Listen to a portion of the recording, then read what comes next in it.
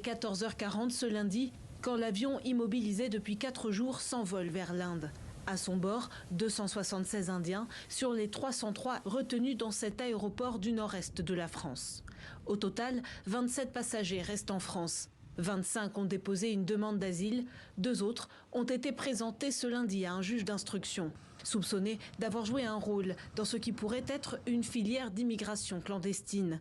Ressortis libres après leur interrogatoire, ils devront rejoindre l'Inde par leurs propres moyens au terme d'une affaire rocambolesque. Le 21 décembre après-midi, l'Airbus A340 de la compagnie roumaine Legend Airlines atterrit sur la piste du petit aéroport de Vatry pour une escale technique. À l'intérieur, 303 personnes de nationalité indienne, dont 11 mineurs non accompagnés. Selon le parquet de Paris, l'aéroport reçoit un signalement anonyme selon lequel l'appareil transportait des passagers indiens susceptibles d'être victimes de traite d'êtres humains. L'avion, devant relier Dubaï au Nicaragua, est immobilisé par les autorités françaises. Les passagers sont confinés dans l'enceinte de l'aéroport. Mais la justice estime que la procédure n'est pas respectée.